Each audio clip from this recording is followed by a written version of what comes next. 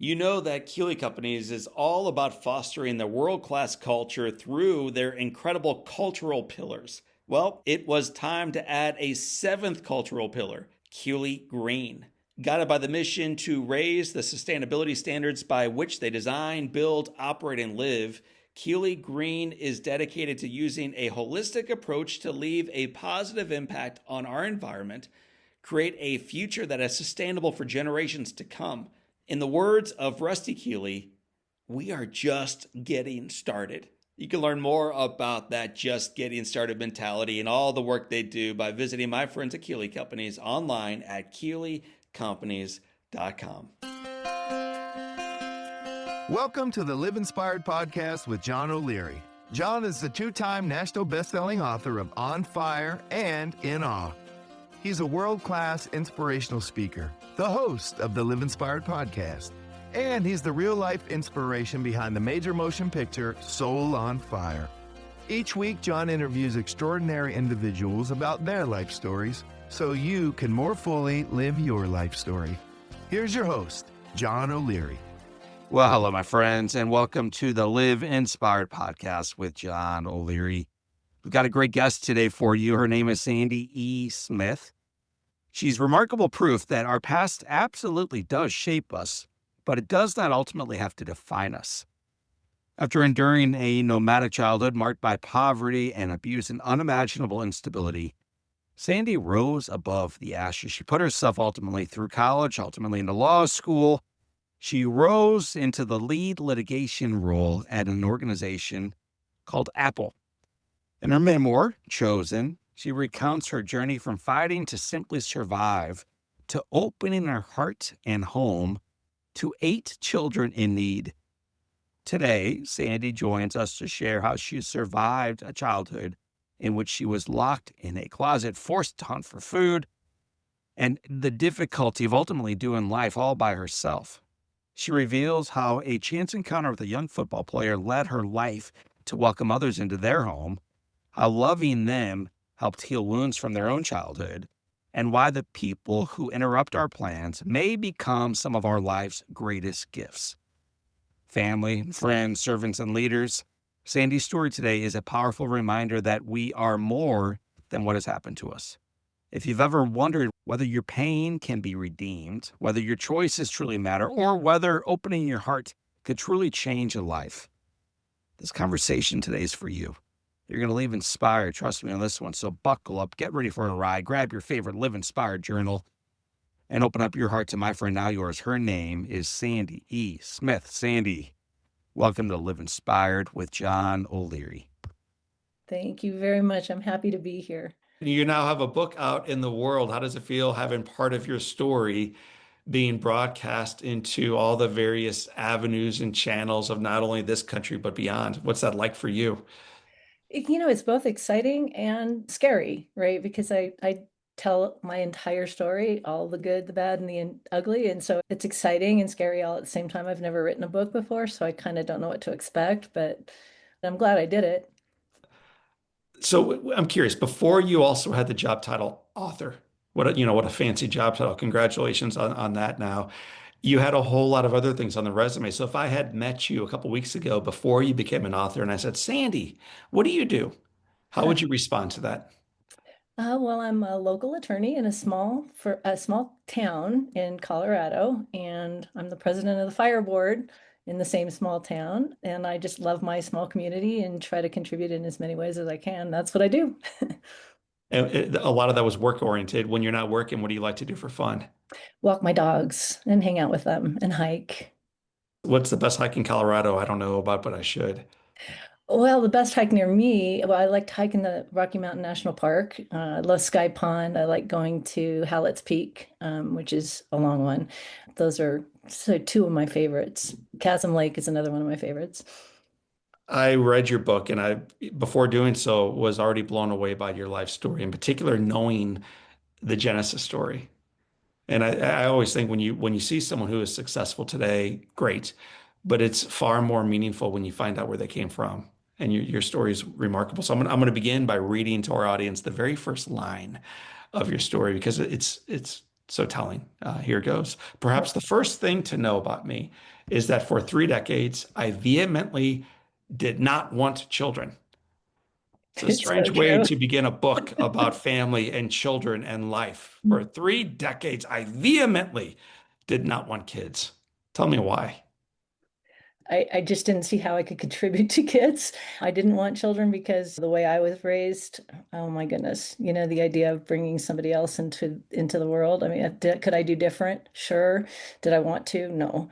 I much preferred the logical world of the law, and I loved my dogs and my cats, and that was about all I thought I could deal with. I It sounds also like didn't there's want to get married, so that was, so you pushed away the idea of raising the next generation or committing yourself to somebody else or stumping into a relationship in no small part because your childhood was filled with chaos.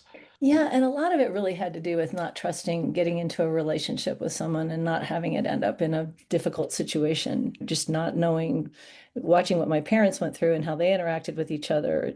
I didn't trust it. I could trust myself. I just wasn't sure I could trust anything else or a relationship. And I enjoyed my alone time. I like being I still do actually. I like the peace and the quiet of my own thoughts and nature and not having to deal with other people.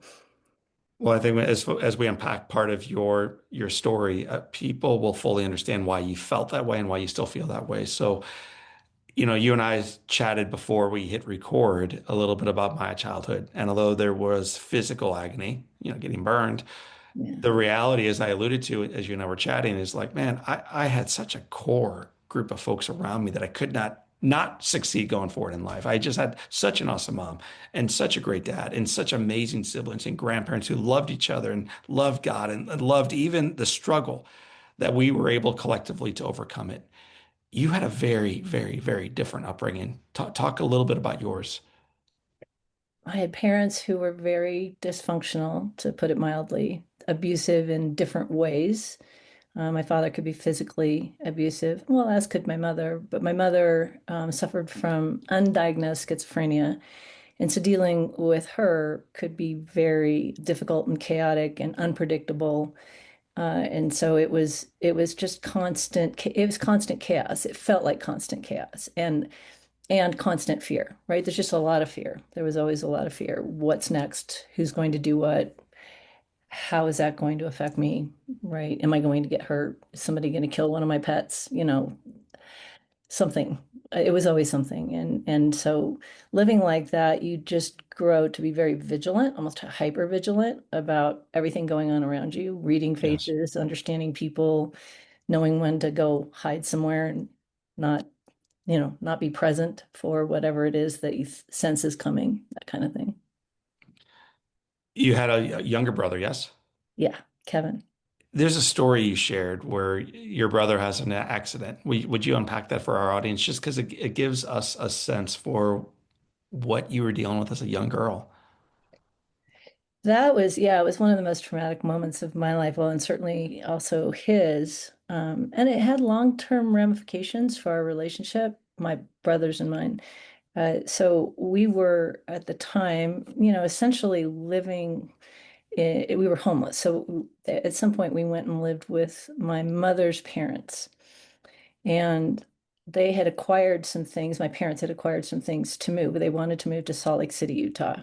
And so they hired a truck. They rented a truck, one of those kinds of moving trucks that has an elevator on the back that you can operate with a button, like just a series of buttons that were on actually the side of the truck at the time. I don't know if they manufacture trucks that way anymore. They probably shouldn't.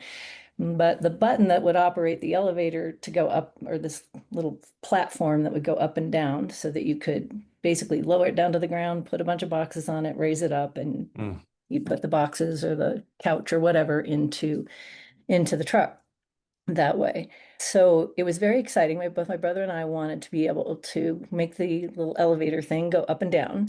Nice.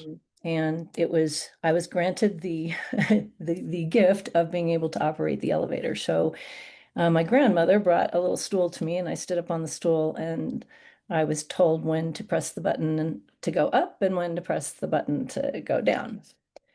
And I was told to press the button to go up. And it moments after I did that, I heard just all kinds of screaming from around behind the truck when I couldn't process what was happening. My grandmother, who was standing right next to me and whom I was pretty close to, uh, was super calm. I mean, surprisingly calm, and said, she called me Butch. I'm not sure why she called me Butch, but that was her nickname for me. She said, Butch, press the button for down right now.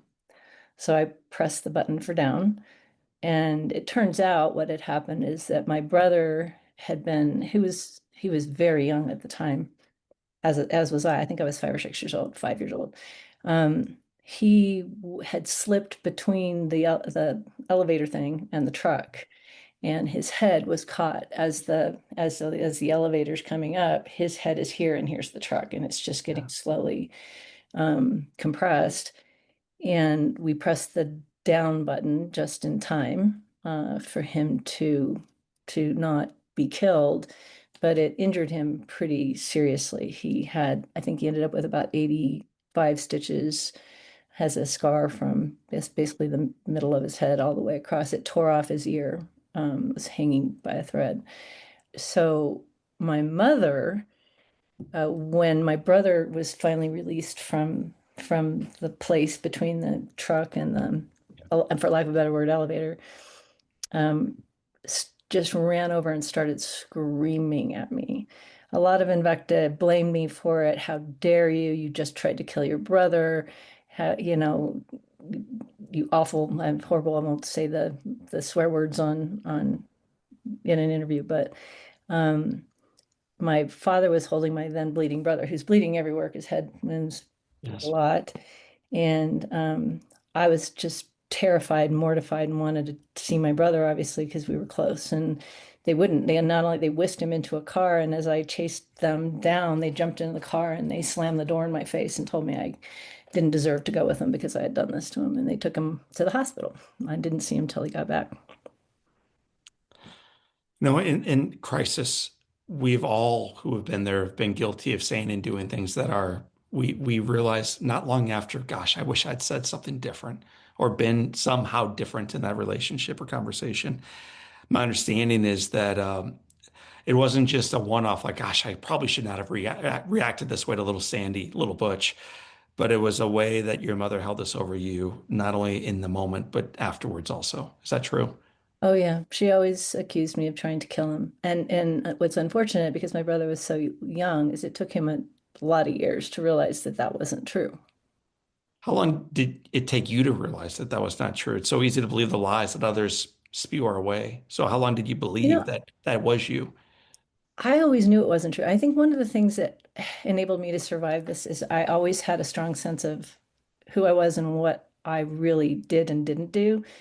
And I would fight back all the time. Like, no, that's not true, right? And I did that all the time with this issue, not to no avail really for until my brother and I were able to talk about it more when we were more adult.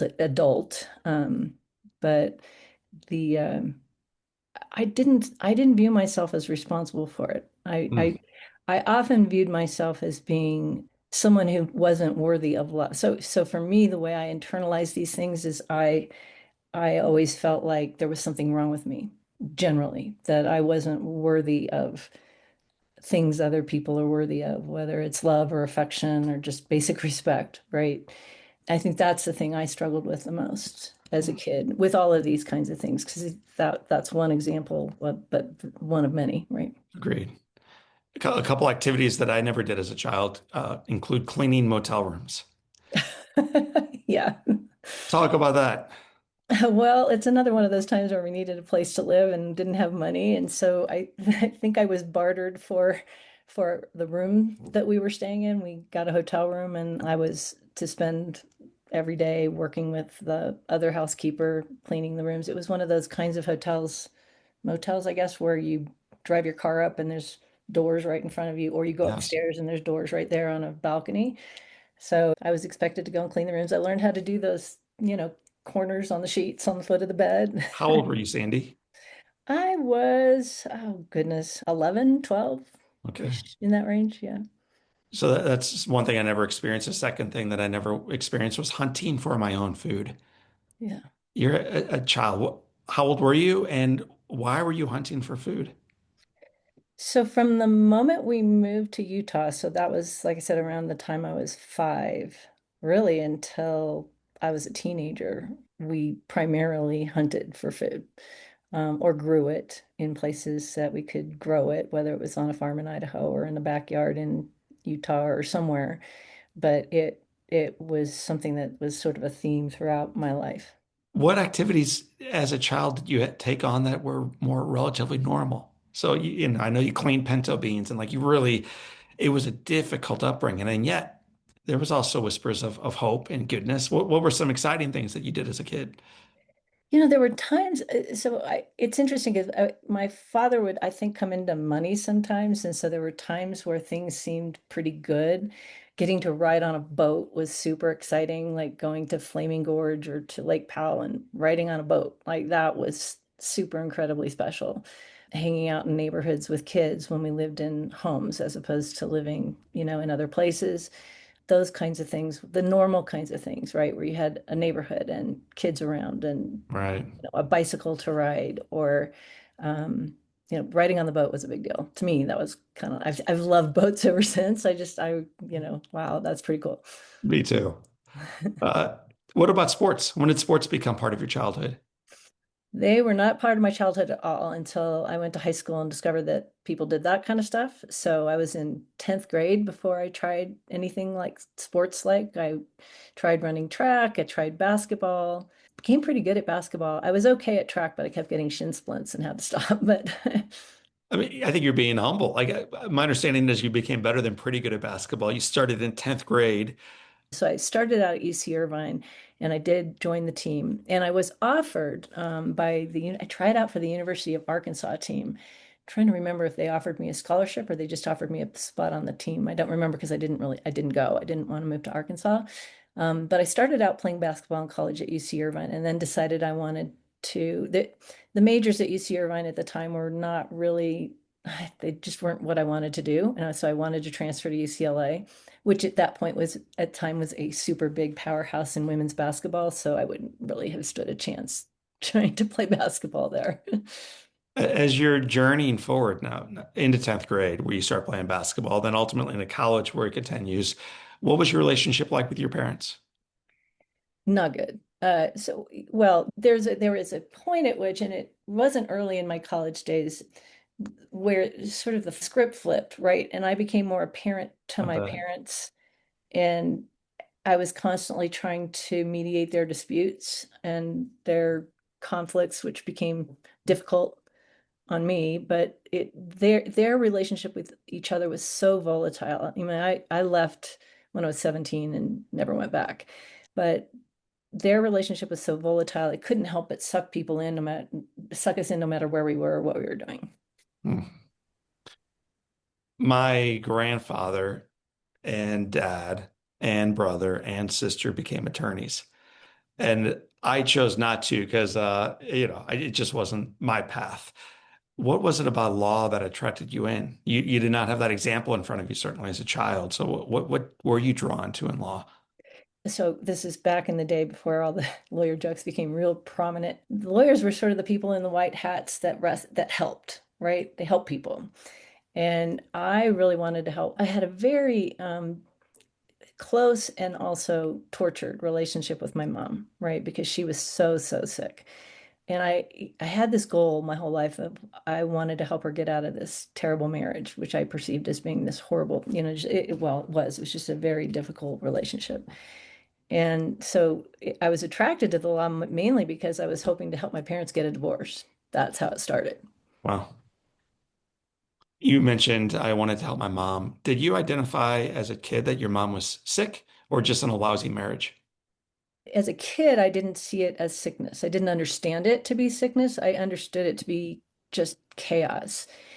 She had these, I don't even know how to describe them, these paranoias, these things that she would become convinced of, somebody's trying to break into the house, for example. And so she'd wake us up in the middle of the night and we'd have to weaponize ourselves with usually vacuum cleaner parts or tools from a toolkit somewhere and march around the house at 3 o'clock in the morning or crawl around the house so you didn't get in front of windows to deal with whoever was trying to break in the house. Of course, there was never anybody breaking in the house, but I always felt so protective of her because she seemed so vulnerable. All of her paranoias and her fears, I guess, the fears were always things that put her in danger, put her at risk. And so it brought out this sort of protective instinct in me, I guess. And I always felt that way about her, which is complicated because I also felt like, she was incredibly abusive to me, right?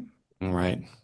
When did, and maybe it's not there, this idea of being able to see her from the outside, from the perspective of a daughter army crawling with a vacuum cleaning part to protect her versus recognizing that this is an illness and almost having empathy, like compassion for that struggle. Like talk about that crossover. That came much later in life.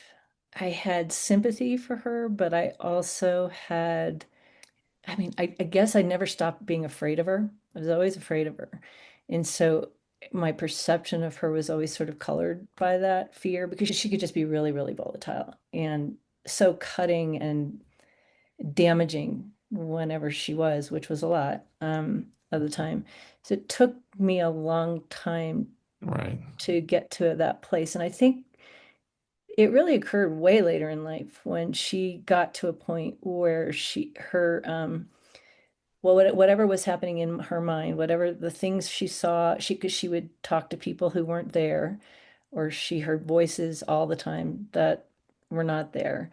When that became something she couldn't control, the whole world would see it. And I got a call from a police department in Arizona where she had evidently raced away in her car to go to Arizona, which is where my grandmother had lived and had passed away. And she'd lived there for quite some time, but she had moved on her own at some point to Nevada.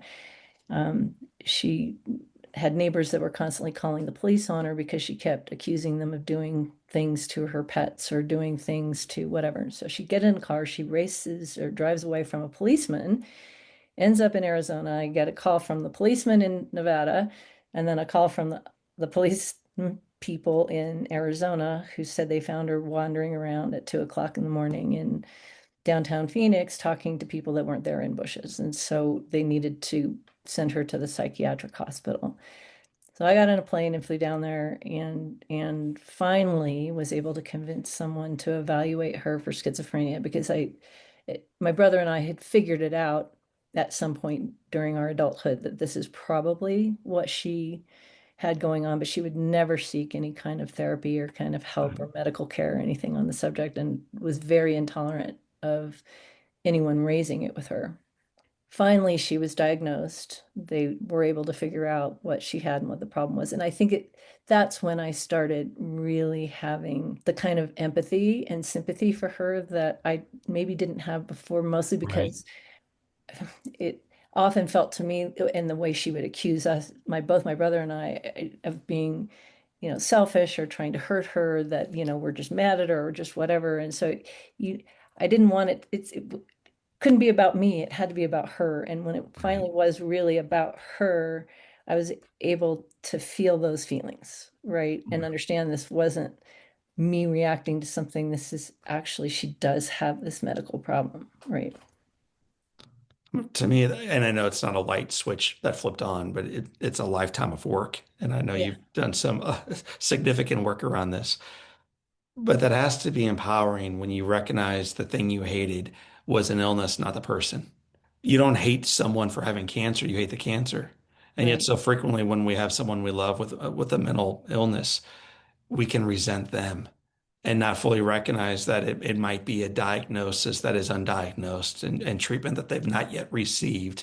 And so, rather than hating them, we can hate this challenge that they themselves are wrestling with.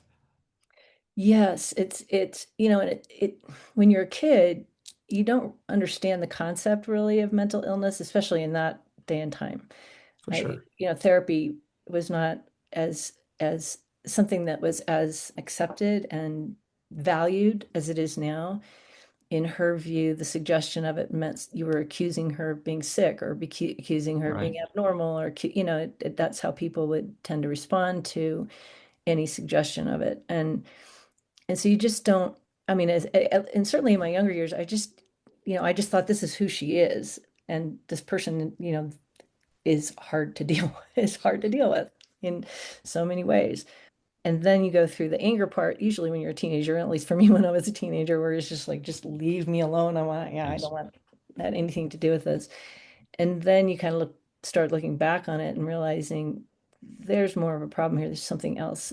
And again, until she was actually finally diagnosed is when it became clear that this is a problem. This is an illness. It's not who she is, right? There's a person in there Yeah. that is separate from this thing that I've lived with all my life. And Mm. that was hard to parse out. So, okay, so who is that person?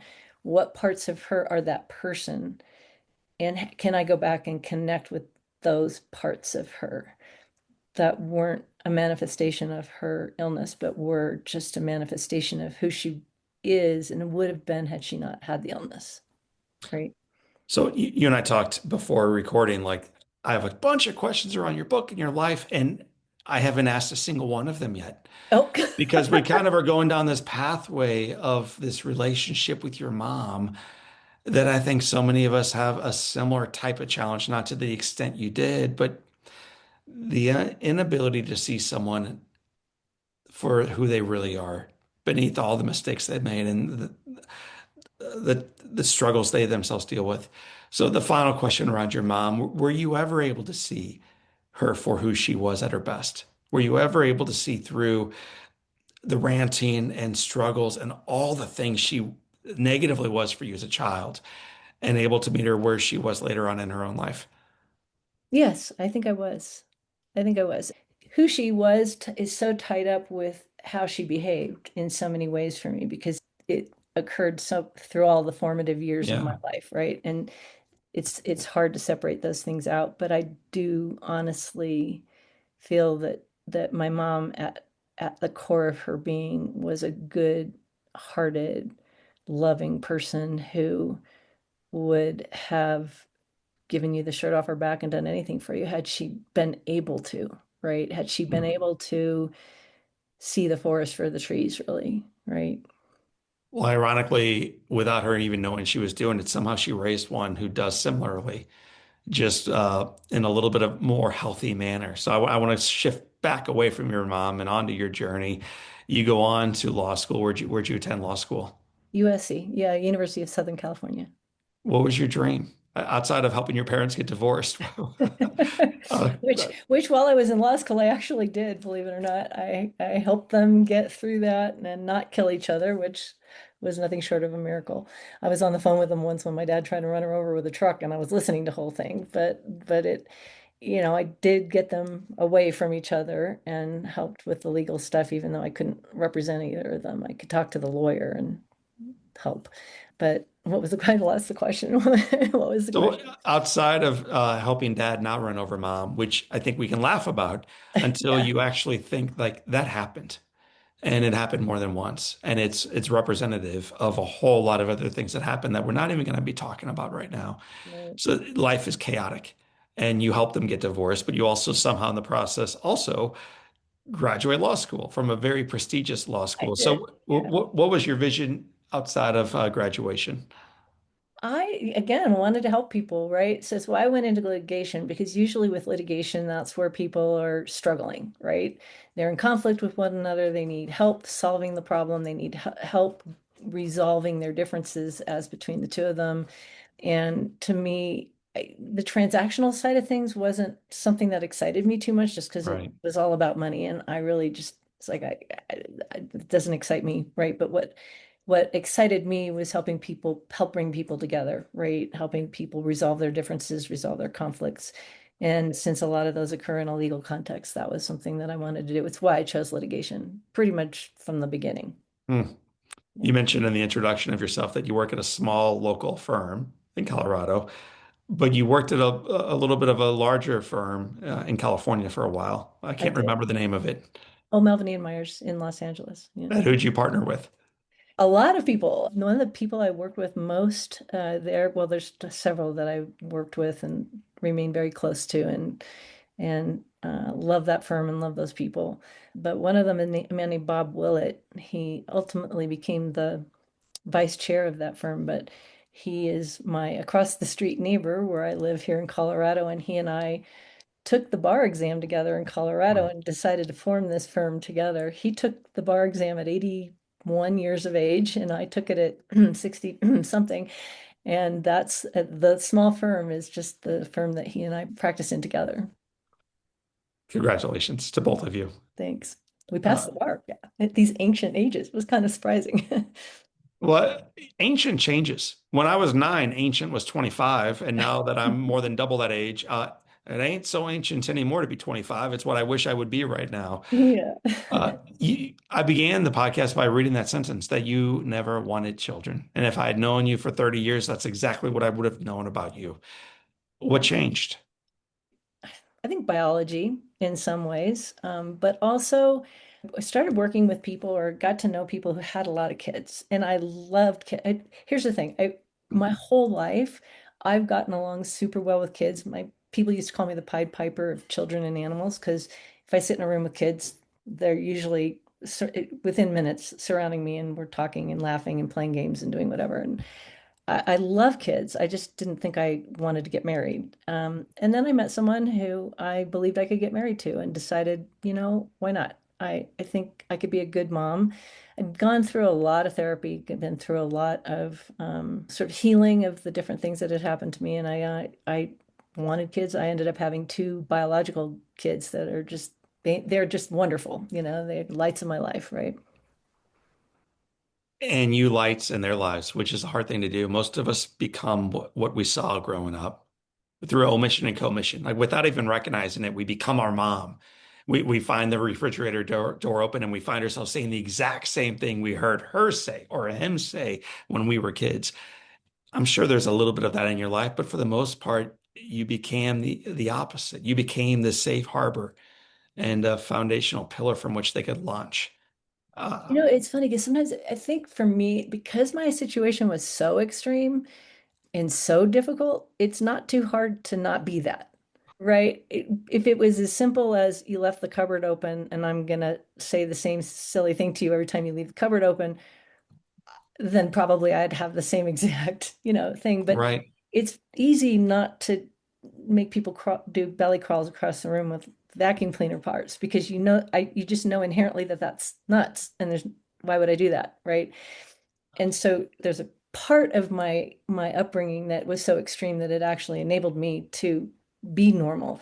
I had to right. figure out what normal was though, right? That's a Because I hard don't thing. think I even understood what that was. So that was a learning process for me. How do you figure that out? Because it's almost like saying when you breathe air, explain to us what breathing air is like. Or if you've never breathed air, imagine what that's like. And how would you imagine that? So how does someone who never had any sense for what normal looks like discover it for themselves? Oh, that's you kind of watch what other people do. I like when you sit down at a table. The other thing I never learned how to do was which fork goes where and how to do that. And so you sort of wait till somebody else puts the bread on the plate Right? and Grab a watch where drink. they You're put like, well, it. they took that one. I'll take this one. Okay. And I mean, and that's a silly example in many ways, but it does transcend into more substantial and important things, right? For me, anyway, I paid attention to what the people around me who were good parents or the people around me who were good people, how they engaged in their life, how they dealt with their kids or how they dealt with each other in relationships. And I learned from that, and then it's trial and error because you really I am the first to admit I screwed up numerous times. Probably Good. I'm way more glad to than hear I that I'm can count. interviewing a human on this Yes. podcast and not some robot. Not a robot. No, I screwed up a lot of times. Right now the kind of the conversation path pivots a little bit from motherhood to becoming mother-like for others. You had your own life and your own career and your own kids doing their own things, and you offered at some point to give one of your kids' little teammates a ride home. Unpack that story for me. Yeah, it wasn't the first time too. I'd had other kids in difficult circumstances or young people. I call them kids, but some of they're essentially adults. But before that, I, invited young people into my home and let them stay with my family for as long as they needed to get on their feet or to get where they needed to be. This was different because the kids were quite a bit younger. But here's my son. My son had gotten into a school in Washington, D.C. It's a, a fairly elite private school. He really wanted to play football. Wasn't the greatest football player in the world, but really, really wanted to do it. And so he joined the team. And right after, I want to say it was like the first practice or one of the early practices, one of those, preseason practices that are so hard and usually in weather that's not conducive to doing that kind of work. He showed up at the car with a kid that he met that day on the football field. And he just said, "Hey, Mom, Ryan needs a ride to the bus stop. And can we give him a ride?" And I said, "Well, sure, hop on in." And I gave this young man a ride to the bus stop and I dropped him off. And that became a daily occurrence. So pretty much every day after practice, both of them would come to the car and I would take Ryan to the bus stop and leave him there. So that's how it started. But there came a point, I mean, this young man was what, 14 years old at the time. So there came a point when, time changes, it's getting dark earlier, and I wasn't super comfortable leaving him at a bus stop right across from a parking garage. So I started suggesting, well, maybe I should just take you home instead of leaving you at the bus stop in the dark. Mm. And so I did that.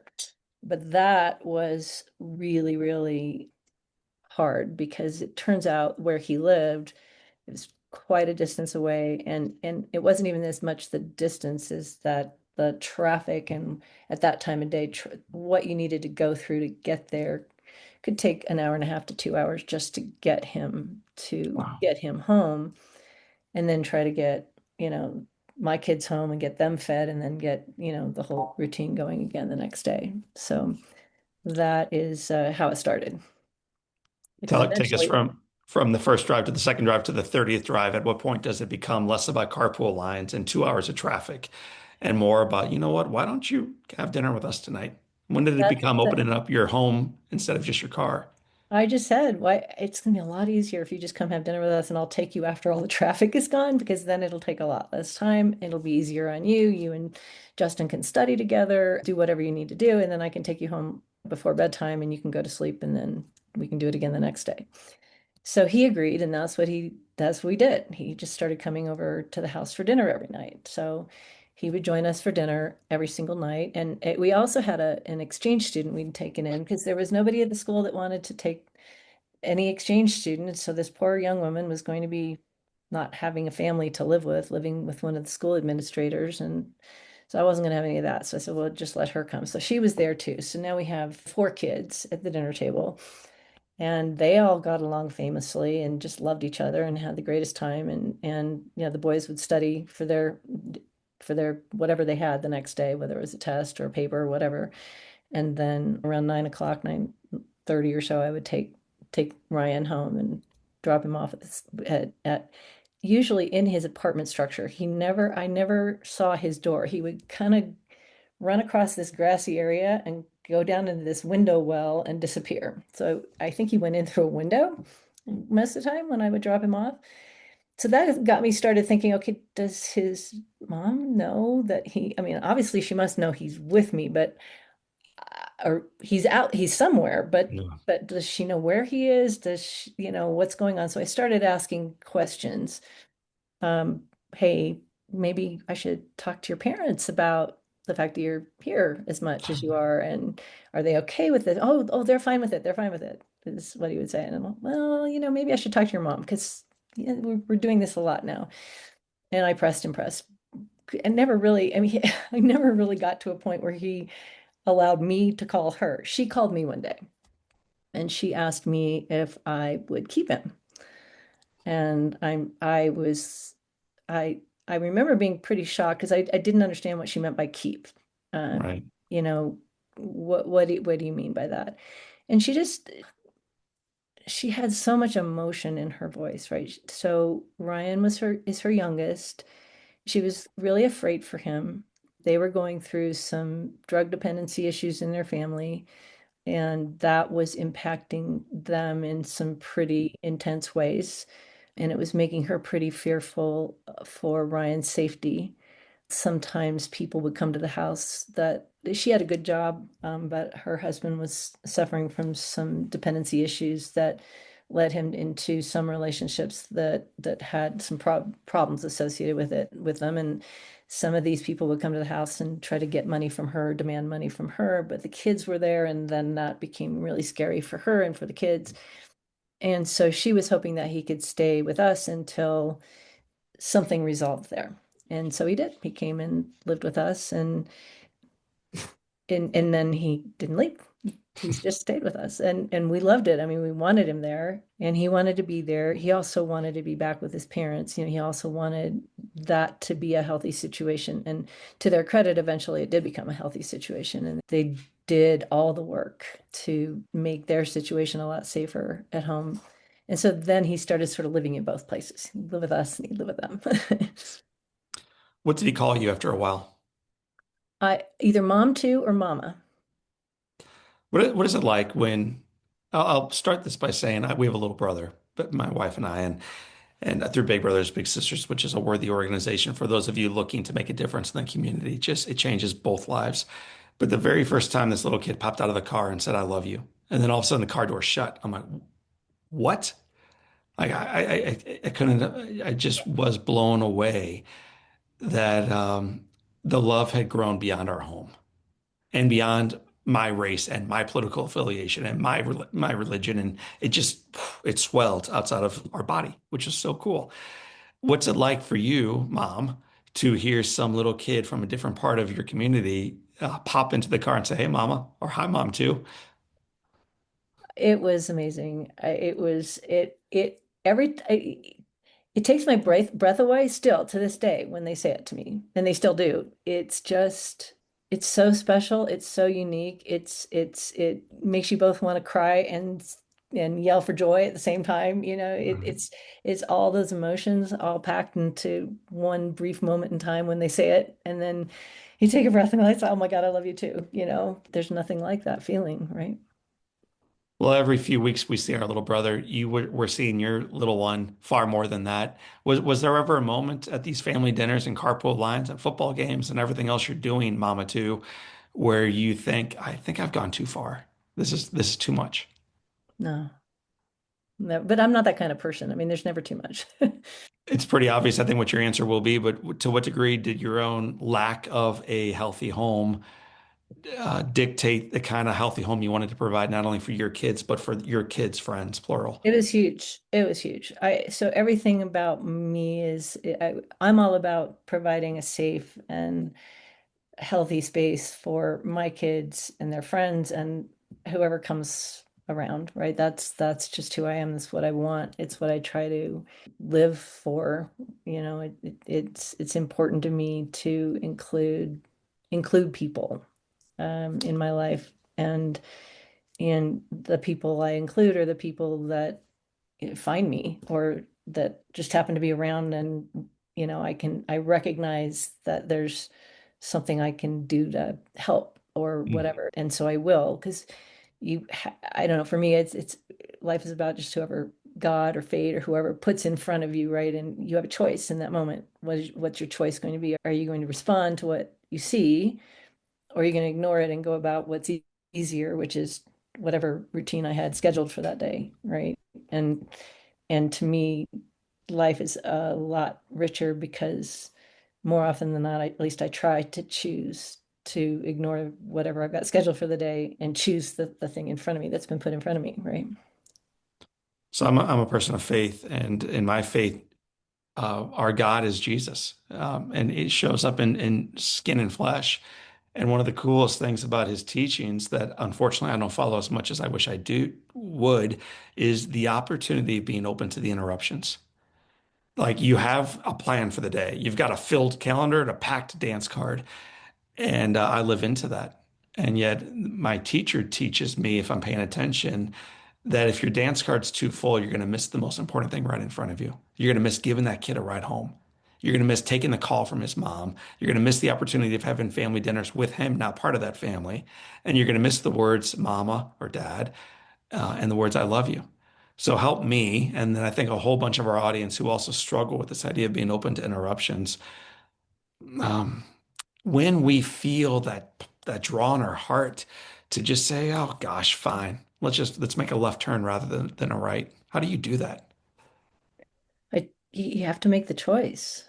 I just make the choice. I feel that my history was such that I'd look around and I'd see so many people running around, especially when I was going to UCLA and living near Bel Air, and there are people driving Rolls Royces around, and I'd watch them go by and think, do they even know like what someone like me feels, or what other people who just don't live that lifestyle or don't experience life the way they do they understand it? Would they even they do they ever stop and think about it? And I know that sounds a little judgmental, but I was young and that's how I was. I kind of Right. was about that kind of thing.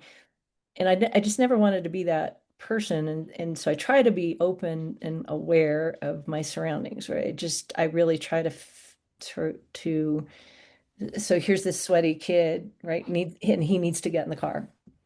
He needs a ride.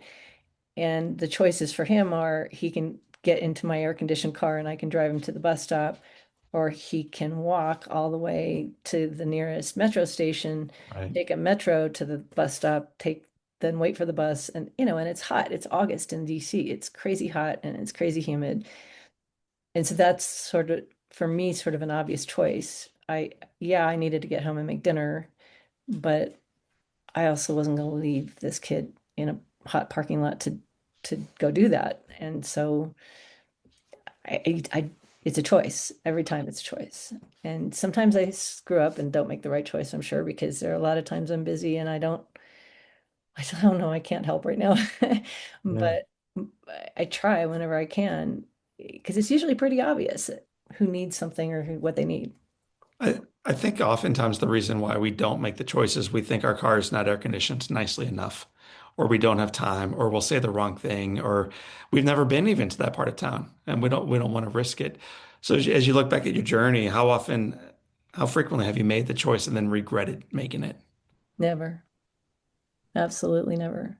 You talked about Ryan, or and an exchange student, and then your own two kids and a few animals around the house. Did you eventually open the front door even wider?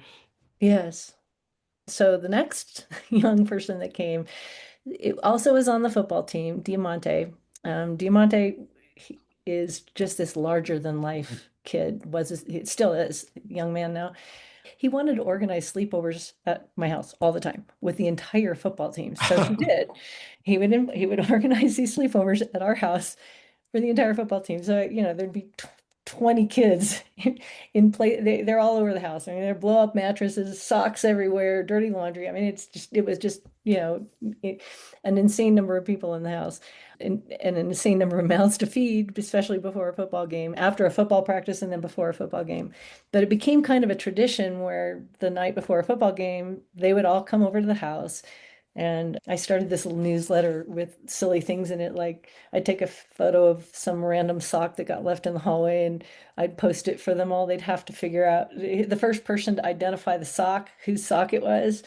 We'd get a pizza after the game and they could they'd get a gift certificate for the pizza and they could go get it anytime they wanted. So everybody got super into the game around identifying the random socks left in my house or whatever it was.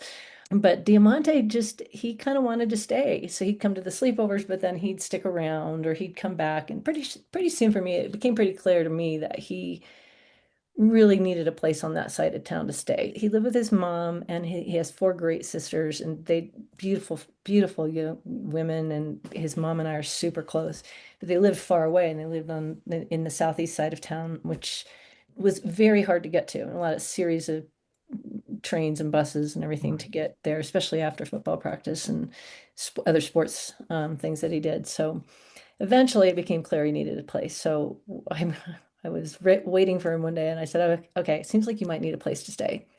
And if that's the case, here's a key. That's to the house and your room's upstairs." And he just got tears in his eyes, threw his arms around me, ran upstairs and never left. And he's coming to visit. He's going to He's going to visit me on the day of my book publication, so to celebrate the official publication date. As you are buying pizzas and finding owners of socks and sending kids upstairs with keys to your freaking house. Yeah. I mean, these are not small tasks. Did these kids then or even now realize that as much as you were doing for them, they were doing more for you? I don't think they realize that. I tell them that all the time. I don't think they realized it. I think they do now as adults. They just were bundles of love. They just are walking bubbles of love. I mean, that's who they are as people. And what they did for me is to see the value of loving everyone and everything as much as you can, because the love that comes back at you is as big as the love you're giving, if not more. And usually it is more, actually. My friend, I'm going to begin moving us toward the successful completion of our conversation with a couple quotes. One Okay. more question, and then we'll wrap up with what we call the Okay. Live Inspired Seven. So these are your quotes. Opening my home healed my heart. What's that mean? So I said earlier that one of the things I struggled most with was a sense of self-worth, a sense of whether I had any value as a human being because of the way I was treated and the way I was spoken to and addressed. And I I internalized a lot of things and really struggled with self-esteem and just it was hard. Yeah. And giving love, like we've talked about, when you give and receive that kind of love, it can't help but show you your value, Mm, because what you see coming back at you is something that says, not only are you valuable in me, in my life, you're valuable in a lot of people's lives, and I really love you. Like when Diamante, the first time he ever told me he loved me, he said, I love you. And I said, well, I love you too. And he said, well, I mean the real kind of love, right? Not the fake kind. And I looked at him and I said, there's a fake kind? And he said, you know what I mean? I mean, I really love you. And I said, well, I really love you too. And the feeling I had in them, it's just so hard to describe. yeah. It was like soaring on the wings of eagles or something, right? There's nothing like it. And what that said to me is, my heart is full. My heart Mm, is whole. I have value. I have value beyond whatever transpired in my past or whatever I've done in my life or not done or anything else. In this moment in time, I'm whole and loved. mm. And I'm whole and I love. And that to me was the best thing in the world to experience. Thank you. Two more quotes. Okay. Love did not erase the past. It gave the past a different ending. It did, and exactly the way I just described, right? I don't have to be insecure about who I am. I don't have to worry about whether I have value or whether I, you know, have anything to offer. Um, it it Everything that happened in my past actually prepared me for my future. It prepared me to understand where people are coming from. It prepared me to see how people might be hurting in Mm. ways that maybe other people don't, because like I said, I had to become so hyper vigilant to what was going on around me and what people were thinking and what might come next. So it just enabled me to be pretty hyper vigilant about recognizing where people are too in their lives and what they need and how I might be able to contribute or help in some way. I think it ties into the third and the final quote. Healing begins when someone finally feels seen, safe, and chosen. Yeah. And I feel seen, safe, and chosen because of the relationships that, God has enabled me to build with these kids who are now adults and who are still in my life and will be till the day I die. Because that's what it means to feel safe, seen, and chosen. It's a lifetime. It becomes a lifetime experience for the people involved. For our listeners today who do not feel safe, seen, and chosen, for people who are struggling with the misery or the monotony of life, what's just some encouragement you would offer us? I would say it's not as bad as you think. It never is, because you will get through it. and you will get to a place, a better place. Don't be afraid. Don't be afraid. Don't be afraid to do the things that are scary or that you're hesitant to do. Don't be afraid about whether the air conditioning in your car works, or doesn't work, or whether your house is clean enough or whatever. And also, I think most importantly, don't be afraid of your past.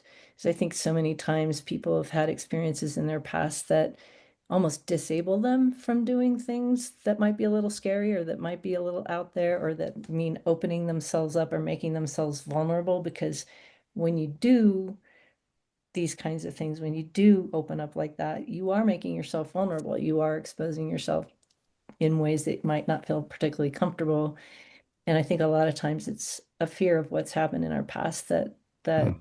can prevent us from doing those things. Right. Sandy, we have 7 questions that we tether all of our guests, whether they're astronauts or authors, together with, and Oh they're called no. the Live Inspired 7. So Okay. buckle up, my friend. Get ready for the ride. Here we go. What's been the most impactful book you've ever read? The Unbearable Lightness of Being by Milan Kundera. Tell me about it.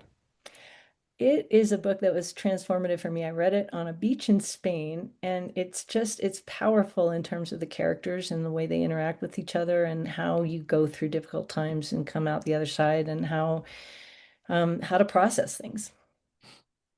What's one positive characteristic, one beautiful trait that you possessed as a little kid that you wish you exhibited as brilliantly today? I like to give everything away.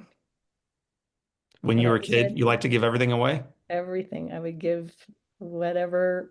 If it was mine, it was not. I'd give it to somebody else, and I get in lots of trouble for this. Um, but I wish I was even better at that today. As you get older, you start to try to hang on to things a little bit more. You've got Hold about on to 50 other things. kids who call you mama. I think you're doing, just so you hear from the outside, a pretty awesome job giving it away. Thanks. Well, I try, but I still wish I could be better at it. Fair enough. If your home caught fire and all living things and people are out and you have an opportunity of running back into your house and grabbing one physical item, what would you grab? Oh, that's a tough one. See, do people come to these podcasts and know the questions in advance? Because I don't. No, my first guess was my mother. And when I asked her that question, she started hitting me under the table. And when I asked her the next one, she was like, looking at me with a look of rage. So no, no one knows the questions unless they've done their due diligence, attorney.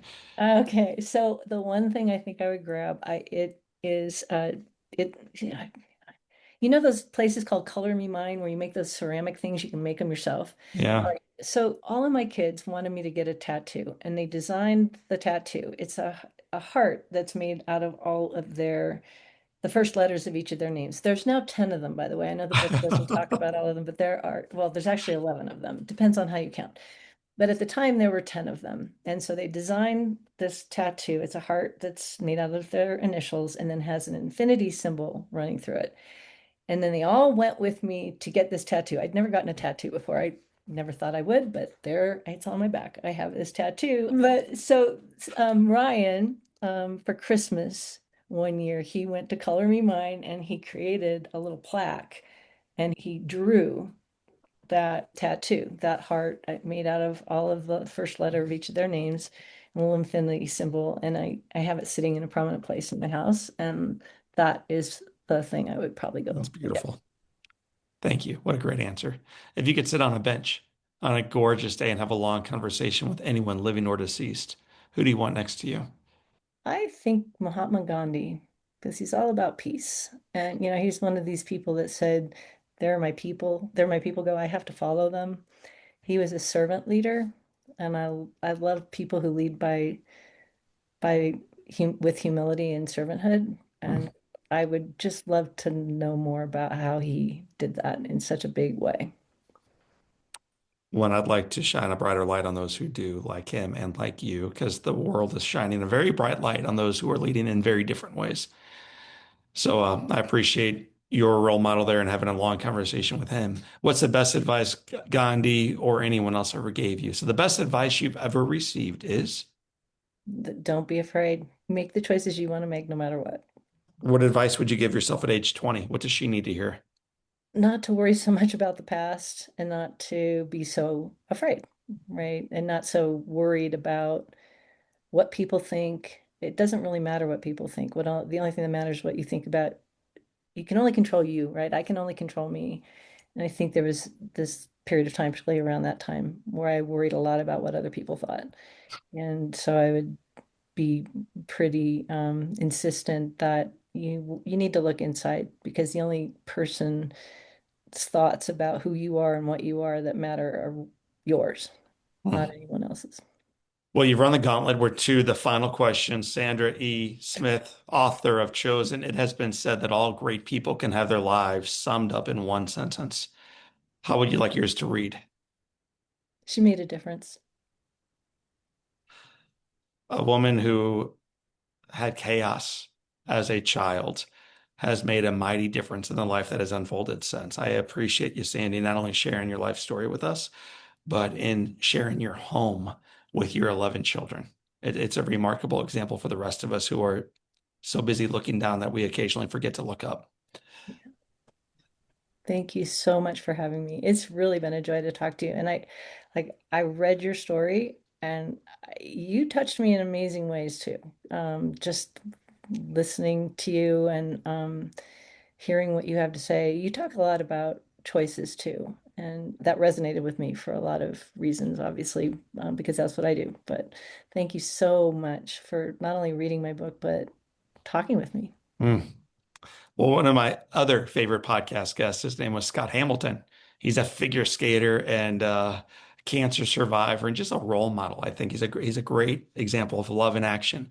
And as we're having the conversation, we talked about his family of origin, and he was adopted and never really got to know his birth parents. And I asked him if that hurt him.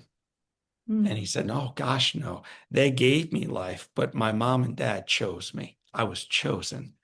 And I just think it's so cool, fellow friends and sojourners on the path, to recognize you've been chosen. And as beautiful as that is to recognize we've been chosen in life, it's also important that we recognize we have a chance to choose someone else. We have a chance to expand the table a little bit more. Sandy, you are a beautiful example of that. I thank you for living it. I thank you for writing about it. And I thank you for reminding the rest of us we can do a little bit more in our lives. My friends, that is the testimony of our friend Sandi Smith. My name is John O'Leary. Today is our day. What a gift it is. Live with your soul on fire.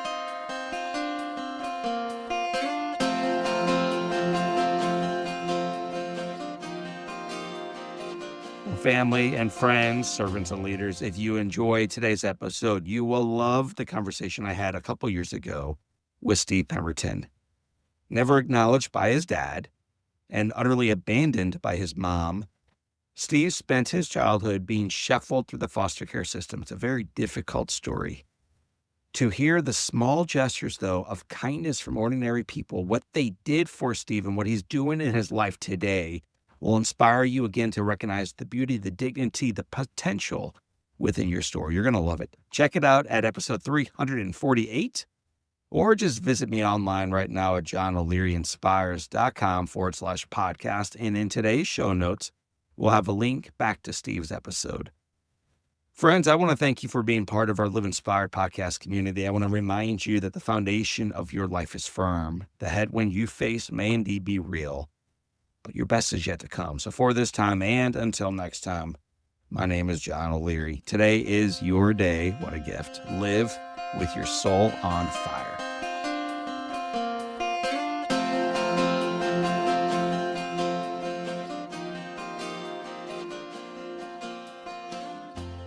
Keeley Companies was started almost 50 years ago by the one and only Larry Keeley. What started as a small family-owned paving company in St. Louis has grown to a nationally known full-service construction, development, and restoration partner. Larry the Legend, as he is affectionately known, has been a part of this growth every step of the way and continues to provide guidance as his son, Rusty, my buddy, drives their vision and achieves results on purpose. His unwavering foundation of a family culture with a focus on people has gotten Keeley Companies to where they are today, and their journey is truly just beginning.